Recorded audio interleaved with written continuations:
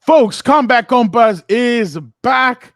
You guys know it's been a little bit of an adjustment, training camp, everything going on. Obviously, we delivered with the UFC fight a couple of weeks ago. Now we're focused in Gilbert's wheelhouse. I know Gilbert is a well-tooled. He's like a Swiss Army knife. He knows it all, but this is in his wheelhouse. Boxing, Errol Spence, Terence Crawford happening this weekend. Gilbert, I think you're like a kid at Christmas. You can't wait to open up your gifts. You thought this might not happen. It is happening.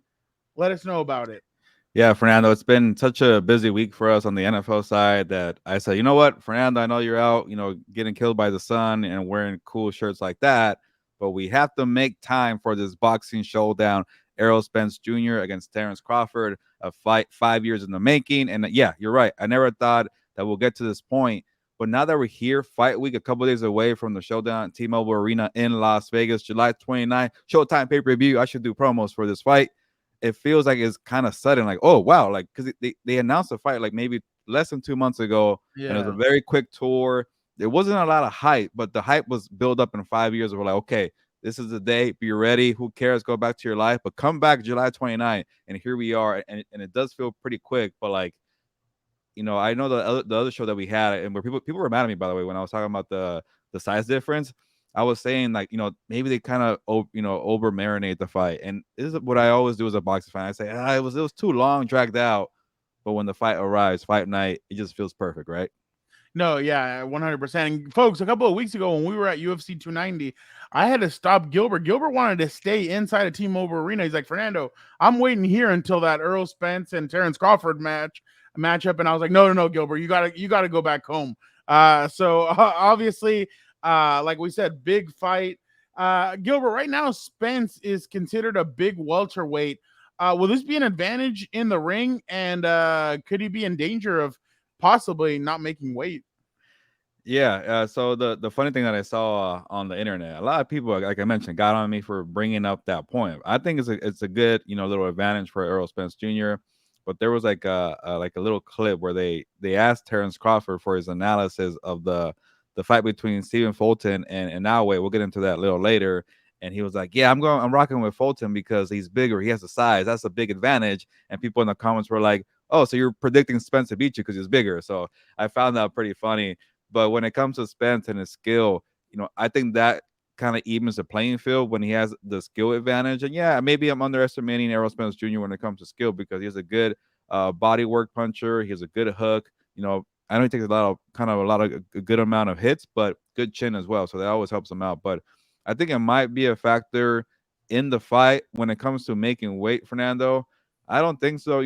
Spence has always been a professional. He hasn't been having too much of an issue when it comes to weight, but it is, a lot of years now for him at welterweight. And I'm pretty sure this will be his last fight at welterweight because he's done so much. Like, this is the last belt he needs, right? So you become a welterweight undisputed champion and you're draining yourself every single time for a camp. What else can you do? You already beat the top guy in Terence Crawford, so you do move up. So there is kind of that little thing where, okay, maybe it's a little late. Why are you Yeah. still at 147? It could be an issue, but we'll find out come Friday. And by the way, if we're gonna do a burial of the week real quick, I don't like the UFC, the fake ceremony weigh-in when we already had the weigh-in in the morning. Like, it's just so weird. Boxing, they still do the real deal. So that instead of going in and waiting at 9 in the morning, they make you wait until 2 p.m. That sucks for the fighters, but as a fan, there's a lot of intrigue waiting to see what they're gonna do on the scales. Yeah, no, I completely agree with you. I wonder if it's gonna be like Julio Cesar Chavez Jr. when he fought Canelo. He's gonna have to strip down naked, and they have to put towels in front of him so that he can actually try and make the weight. Like it just feels like it's something like that, especially because like we've said, he's a big guy. Imagine, like, being asked to do that in front of a big giant crowd. Okay, get naked, Errol Spence or whoever it is, and that guy holding that towel. A lot of pressure on that guy not to fumble it. That'd be very Bro, embarrassing. if you got it, you flaunt it. I'm sure he'd be fine dropping his pants and It's yeah. kind of like Conor McGregor. Every time he has a weigh in, he's either doing the pump from dodgeball or he just really enjoys showing off his package. I don't know. Yeah, exactly. Yeah. Like showing off his Dwayne the Rock Johnson. So obviously it's gonna be an interesting fight, obviously, but Crawford has been called out for having fought for having not fought as good of as fighters as Spence. Do you think that'll come into play in later rounds? I don't think so because sorry, Terence Crawford is a well seasoned fighter. You know, he's gone on deep waters before, and yeah, maybe his opponent list is not as Errol Spence Jr. But you know, when he's been in the game for so many, so long, and then he's had knockouts, he's had 12-round fights, and I know he's been on a knockout streak actually. So people really underestimate Terence Crawford's power, but he's just so skillful that he just dominates you for so many rounds that he breaks you down. He just takes your soul, breaks your will, and then okay, you're knocked out by the ninth round. So he has a lot of power, but I think that resume doesn't matter. Say it was like a younger fighter where like a guy who hasn't been tested too much and maybe he's like in his early 20s. No, this guy's already by mid 30, whatever, 32, 33. Two of the best, well tested, and that's why it's a pretty close 50-50 fight. Maybe Vic could help us out here, but I have not seen the latest odds here, but feels like it's 50-50. Yeah. When we talk about obviously, I think the hardest part to sell a fight. I mean, Floyd Mayweather, Conor McGregor, Floyd Mayweather, Manny Pacquiao. You can sell those fights, and the casual fan will watch. Why? Because they're like, oh shoot, they're hyping this up. It's getting exciting. Obviously, there's trash talk between fans or trash talk between fans, trash talk between the fighters. So those guys know how to sell a fight. Do you think Crawford and Spence have done enough to sell this fight You know, to I was casuals? I was thinking for their tour, they stopped in New York, they stopped in LA. Victor was out there for that one, and I've seen some of their interviews. Like Spence is terrible. I'm gonna just be, flat out straight there. Like when he has interviews, he's not the best. He kind of has that southern, as a draw, the little slow, talk there. And he's like, yeah, I'm here. It's a big fight. Let's do it. I'm gonna show that I'm the best. He's actually At much first, you better. kind of sounded like Urkel. Well, I don't know, but that was my impression there.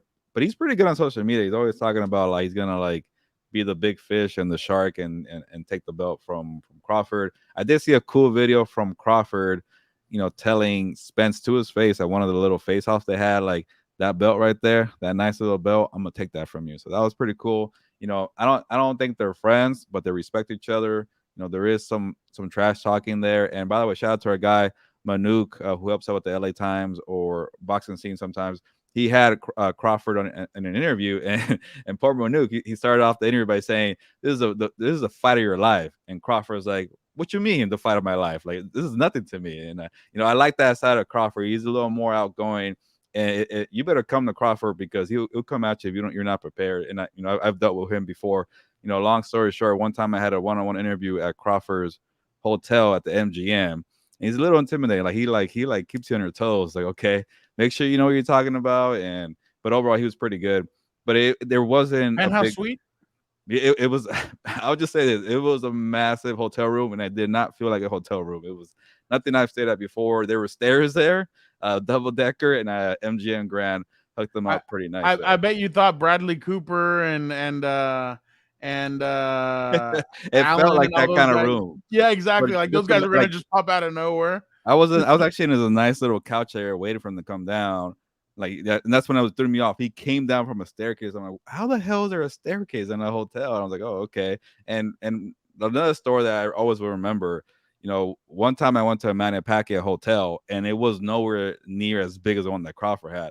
But that was I want to say at the Win. So they're doing it differently there. Also, keep in mind, Pacquiao is Filipino, like Mexicans. We roll deep, and when I went into that hotel room, there was about 30 Filipinos in there, so there was nowhere to Oh my go. And god. then Pacquiao had his own room, so maybe that's why I feel like it was smaller.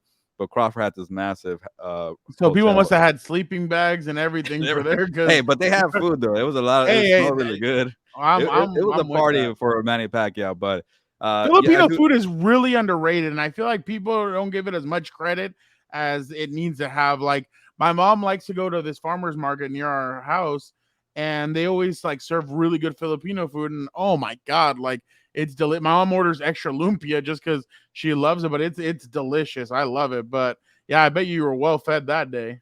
I don't think I didn't get anything, but I Oh wanted to. I don't want to be the guy like, hey, what's going on here? Let me get what you got no, here. you just say, okay, I'm gonna go off to dinner.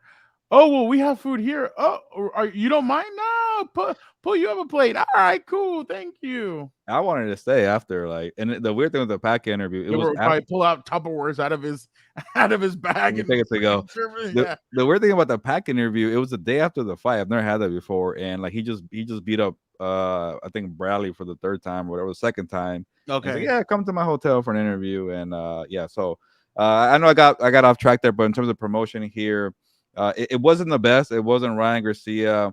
By the way, Ryan Garcia tweeted that he made $30 million for his fight against Gervonta Davis. Yeah, you knocked the kid for saying that he was a To take the quitter, fall?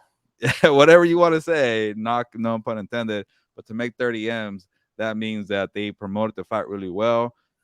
I think maybe, I'm sure Crawford and Spence would probably make that much because this was a fight that they were forcing to make and okay, get in the ring. So don't make that. But in terms of pay-per-view wise, I don't think it will be the same kind of whatever Gervonta and Ryan had. And by the way, Victor gave us the odds here. Crawford is still the favorite between minus 120 and 160, depending on the betting house. So if you're in Vegas, try to check for the best odds there. And yeah, that's 160 is kind of a little high for this 50 fight. But a lot of people, the more people I talk to, Fernando, the more they're kind of on the Crawford side. And I'm actually very surprised because I kept telling people when that's my opinion. Yeah, I really like Crawford. I know I know I'm kind of stepping on the limb here. They're like, no, like we like Crawford too. So it's like I'm very surprised about people really favoring that. I guess because the skill is the one that they see the most. Last two people I talked to about boxing, they both said Spence. So Oh, okay. yeah, Maybe we I've get heard in some different. Spence. Yeah. I don't know. We'll see. But what's a weakness that you could see from each one that one thing from each one that maybe the other can take advantage of? Like especially if they're listening, if both of them are listening to Compas on the Beat, there you go. Gilbert will give you the opening to the other one. Well, that's a tricky part. Like I don't even know. These are two of the, we're gonna get into it now in a little bit, but these are probably the top two pound for pound fighters that for a reason. And I will maybe give Spence the body work advantage. He's pretty good at that. And one of his early fights, actually one of the early fights for Errol Spence, where he became on the radar. He became on my radar. He became a champion for the first time. It's been a long time. I want to say it was 2016. He went to London to fight Kell Brook. And for him at the time, he was a guy going for the belt. I have to go to your house, go overseas. Okay, let me do it. Let me take your belt. He took a belt and he crushed his eye bone too. So this guy's a Wow. monster. And I remember the body work on that. And then he just, punished them with the eye. And and then I think Kell Brook also fought Triple G, so that didn't help either. He just took a beating there. And actually, Kell Brook also fought Crawford and he lost too. So there's a lot of L's there for him. But in terms of Crawford, you know, he doesn't have like again the size, maybe the body work, but like he's just could beat you from so many angles, left, right, and you know, I don't know. Like I feel like we're gonna see in the ring if that advantage, the size, would make a difference. But with Crawford, I can't really find something. That's why I'm nitpicking with the body work. In terms of Spence, there, he's not as pretty. He's not. He doesn't make things look easy. Like he just kind of that guy who wears a hard hat, and to take an old analogy, construction worker. And if you don't have the same kind of mental strength or discipline like him, he's gonna crush you. But Crawford has the same kind of thing. He's a nasty dude. So I don't know. I can't really find something. And the more I talk about it, maybe I'm trying to talk myself into the Spence side. He does have the resume. He has been tested a little more. But again, maybe this is why we can't have too many podcasts about it because it's one of those fights we have to wait for fight night. Just get in the ring and shows what you got. Crawford has had a tendency to start off slow Yeah, and that's then what they kind of say. pick it up. Do you think here could hurt him? Uh, I don't think so. I think Errol Spence is kind of the same way. He works at it, and he wants to take you down like a tree. So, but it'll be interesting. I think both these guys are so smart that they're not Ryan Garcia like fish out of water, where he's gonna like, okay, you want me to put on a show? Let me go knock you out, and they get caught. They won't do that.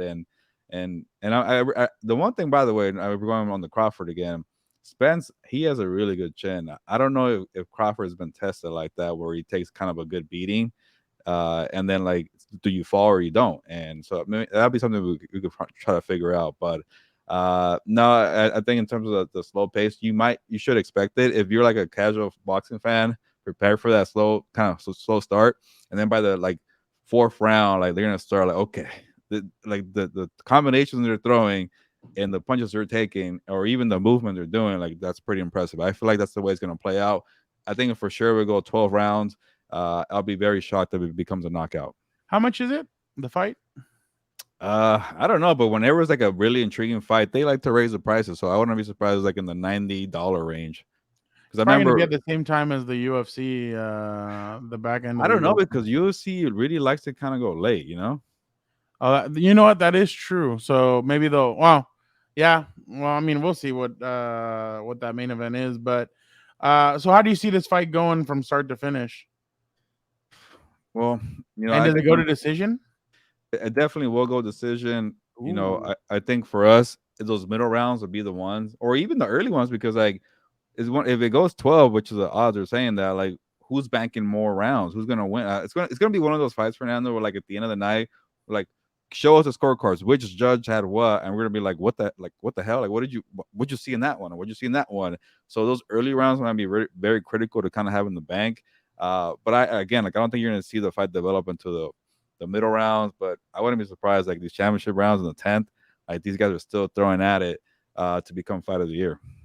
uh, uh, see that, and that's kind of what I think this potentially could be a fight of the year candidate, especially because I feel like some people are still kind of mad about the Tank and the Javante Davis and Ryan Garcia fight. I think this has the potential of being a really good fight. But do you think like who would this fight be more hype for? If like, do you feel like it would have more hype around it if both guys were like more chatty, more into each other's faces, and Well, let me ask you this, like, because I don't know if I watch enough TV or consume enough media to know if a fight is really well talked about. Have you noticed a lot of promotion for it? Like, like maybe because I have enough boxing in my feed that I could see it every yeah, now and then. on social But media, like I feel like it has been out there, but like for me, like if you would have told me an hour or like, oh, the other day when we were texting, oh hey, let's do this preview.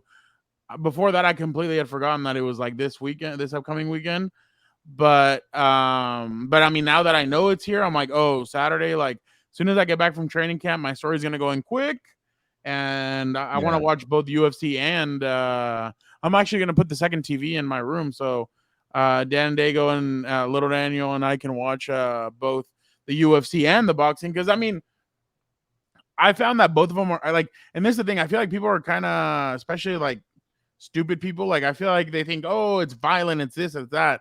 But like boxing is a game. It's a game of strategy. Like what can you see? And I feel like some of the fights are won in the ring, like who could, like it's like a game of football, like who can make the certain adjustments, who can make the necessary adjustments to be able to come out the winner. Like you hear the managers kind of tell them, or the trainers, hey, start doing this, start doing that, or like even the boxer sees it. Like I feel like that's kind of the game changer, and I feel like that's what kind of changes it. And then when we go to UFC, I mean, it's also a complete, like there it's like, holy crap, like you, like I feel like there it's won before you even get there. I feel like if you study, you know, you see, you this, you that, and you know your opponent, then that's going to be your advantage. So I feel like boxing is more while you're in there and you're kind of feeding and seeing what's going on. And I feel like UFC's won before you even come in because of everything that you've studied, you've seen, and you're going. I mean, I hope I'm not wrong, but I feel like that's the way I kind of see it. well, now that you kind of bring that point out, you reminded me of maybe another strength for Crawford, and I know I was giving Spence the edge in body work and opponent list, size, and chin, and I'm like, okay, I'm over here trying to talk about Crawford, but when it comes to the mental kind of games where like as like Tom Brady or whatever quarterbacks Peyton Yeah, Man, like yeah, they yeah. do that work. I think Crawford has the advantage to doing the homework and picking out your weaknesses. So I think that will come into play. And like I called Crawford maybe in the other show, the Triple H nickname, the Cerebral Assassin. Ooh. That is Crawford because he will do his homework, and if he finds a weakness, and it's hard to find a weakness in Spence, he will pick it apart and expose it. And I think that gives him an advantage too. Gilbert, your right hand is Crawford, your left hand is Spence. You are the judge, or you are the referee. Whose hand are you raising after this fight? Oh, it's prediction time. Yes, it is. All right. Wait, tell me again who's right, who's left. Right. Right is Crawford, left is Okay. Spence. Okay. I wish Crawford. And the decision goes. I'm left-handed, but as a And lefty, I hate doing this, but I will raise the right hand, and I am gonna go Terence Crawford. I think it's gonna be some controversy, so I'm gonna go majority decision, and he wins by the scorecard. It's gonna be a really close fight. It will be a rematch for sure. I don't know about later, maybe later this year in December, but it will be one of those fights where like we're gonna look at one of the scorecards. What are you seeing out there, judges? It's gonna be a lot of controversy. We're gonna be entertained, but I think Crawford's gonna take this one. so, okay, so you think Crawford's gonna take it? You said controversy. So are we gonna get something where like everybody thinks that it's gonna be a unanimous decision and some freaking referee yanks literally out of their ass like a 119 to 116 and everybody goes, what? Like where did you get There's always one scorecard like that, and what was the recent fight that just happened at where we were just like blown away? Oh, was it UFC I don't 290? know. I forget, but there's a lot of them, especially in Yeah, Las yeah, Vegas, and it might even be a split decision where like one judge gives it to yeah. one, and then the other one has kind of like the say there, or it could be a draw. Like this might be one of the fights like Fernando, like the first Canelo Triple Oh, G Triple fight. G. I bet there's gonna be a draw, and I got a good chunk of change for doing that, There just you because it go. was such a close fight, So close. and I know Vegas controversy where they don't want to like favor somebody, or I guess, or they do. So Canelo being the guy that they favor, I don't know who will be the favorite in Las Vegas, Spence or Crawford. But if you want to take a chance on the draw, you should do it for this fight. That's it. Very interesting. Moving on. What Well, about yours? You gotta I'll give me go. I'll yours. go. I'll go. Earl Spence. I like an underdog. I'll go Earl Spence. I say he uses his size as an advantage. I think he gets it done. I know not a lot of people are going his way, but I'll go with him. I think he'll end up pulling this. And but I'm like you though. I kind of feel like there is going to be something whack. Like Yeah. that's why people get so turned off by boxing sometimes because like there's always like BS and the judge will pull something out of their hat and you're like, ugh, like here we go again. But I mean, hopefully not. But that's honestly, I agree with you. I feel like some controversy is gonna happen. And real quick before we move on to the fight that occurred in Japan, Victor told us that the over under is 10.5 rounds for Spence Crawford, which tells you like I've never seen it go like 11.5 unless like a really close fight. But 10.5 being it's going to be a very competitive fight that will probably be a 12-round fight. So that kind of tells you what Vegas is thinking. There you go. I think you said Stephen Fulton and Noaya Inyagwe. Uh, Yahweh. Iñárritu. Close enough. Exactly. La caída de Edgar. He Inagwe TKO'd Stephen Fulton Jr. in the 8th round. He is now a 4-division world champion and is the new WBC WBO Super Bantamweight Champion of the world. Gilbert, the floor. Oh, he's also won 6 straight fights by KO, Yeah. and the other 14 out of his 15 fights have been stops. So Gilbert, the floor is now yours. Yeah, I feel like one time Shaq went viral for saying, apologies to this certain player. I wasn't familiar with your game. And that's what I'm doing with Inoue because I thought he was overrated, kind of hype machine. Top rank, shout out to them. Did a good job of calling him the monster from Japan. And it's kind of like, okay, you never watch the Japan fights because they're like 5 in the morning. But like Yeah. you hear like, oh, he's good. He's good. Okay. And like, oh, let me toss him into my top 5. Whatever. Okay, cool. I've never seen the guy fight. People say that. I've seen the guy fight, and that's why I had a bad taste because when he fought an older Nonito Donaire, he got touched up pretty good. I'm like, oh, okay. I think he's supposed to be this monster special guy, and you're getting hurt by an older Donaire, and it was a good fight. You should watch it, by the way. And I'm like, and ever since that one, I'm like, okay, he's getting knockouts. Like, I don't know. I saw that one fight. Like that reminds me, and I don't want to pick you top one in my pound for pound. So that's why I was kind of calling him a little overrated. And then like when I saw the fight BMA with Stephen Fulton, I'm like, oh, okay, that's a real fight. That's a guy you could actually do the measuring test there to see how he's been doing. Like you mentioned the knockout streak, like maybe an hour just like was a little big headed going into the Donaire fight, and he's like, you know what, I gotta pick it up. I'm gonna be a true pound for pound fighter, and he just started dominating people, and that's exactly what he did with Fulton. So I apologize to Naue, Noye. I can't say the first one, but I can say the last name, Naue, Noye, Naue, whatever. My bad. I should learn your first name because you are a very good fighter. Uh, a little quick analysis from the fight because a lot of people, boxing experts and actual fighters really respect Stephen Fulton. Like Fulton was this guy who's undefeated, also a champion. Anybody he's fought, he's picked them apart. So he was getting a lot of hype. Like Crawford really strongly supported Stephen Fulton there. And by the way, that fight was like on a Tuesday, 5 a.m. our time. So I don't know how many people saw it, but he definitely crushed him, dismantled him. Nice combinations, powerful. Like Fernando, this is how impressive he was. That people in the boxing community are not trying to convince, and now they'll jump up 2 weight classes to fight Gervonta Tank Davis. I'm like, no, we're getting carried away here. Even our boy Steven Espinosa from Showtime was like, 13 pounds. He could do it. I'm like, no, 13 pounds is a lot. Slow down there. Now he's a good fighter, but don't make him go to fight Tank Davis. So, but in terms of being the pound for pound fighter, I still don't see it. But I'll put him at number 3 behind Crawford and Spence, and whoever wins this Saturday will be the number 1 between those two guys. But again, I wasn't familiar with your game, or I was, and you got better, and I apologize for that. Do you think he's the next Pacquiao? Uh, I don't know. Like it's also really hard to promote a guy who's that small. Like Pacquiao, you can say what you want how He he did moved it. up and down Yeah, weight but that's the classes. thing. I was gonna say, like, he went up, he started really small and he went up in a good, like when you became 147, we're like, okay, you're big enough to now we care and you're in a big fight. But people have question marks about how he did that, moving up in weight like that. But I won't go there. He never got caught there. But when he became a bigger fighter and in terms of weight, like Pacquiao became a superstar. I don't know if now I could do that again. Like if he goes fight Tank Davis and he makes damage there, like okay, you're superstar level. You also got to learn to speak English. I know Americans were selfish here. We want that. Yeah. Pacquiao learned. So things like that in terms of superstar kind of level, it is a lot of factors to it.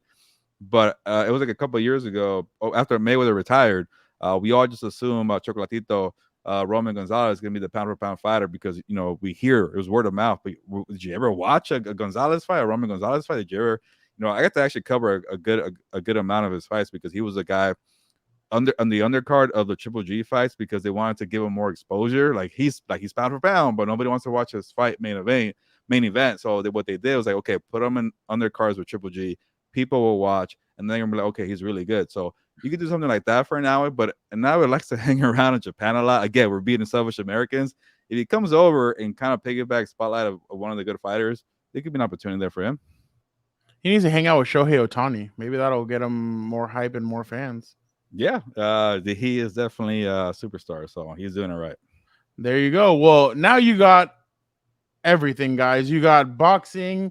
You got it all from a boxing expert. You heard he used to hang out and at the MGM Grand in the penthouse suite with Terence Crawford. So definitely, Gilbert, we appreciate you always bringing your boxing expertise to us. And guys, don't forget this weekend, huge fight between Errol Spence and Terence Crawford.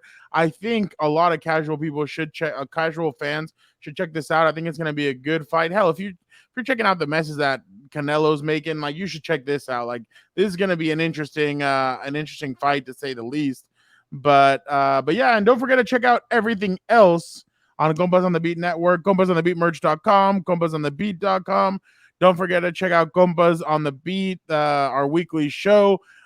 This week, Gilbert and I get into everything going around in the NFL. Is Bill Belichick on the hot seat? Gilbert and I discussed that and many more. Hey, this week, though, Gilbert and I both combined Compas on the NFL, Bubba Beat, and Rapid Fire. And we created AFC and NFC questions that each team needs to answer before training camp is over to have successful seasons. Gilbert and I got into that. Don't forget to check out What's Up Bolts. Dan and Dago and I were both at training camp day one. We go over what happened, and obviously Justin Herbert, the Chargers pulling up the Brinks truck for Justin Herbert. And don't forget to check out House of Horns. Gilbert and Vic, the producer, got you guys covered on all things Rams.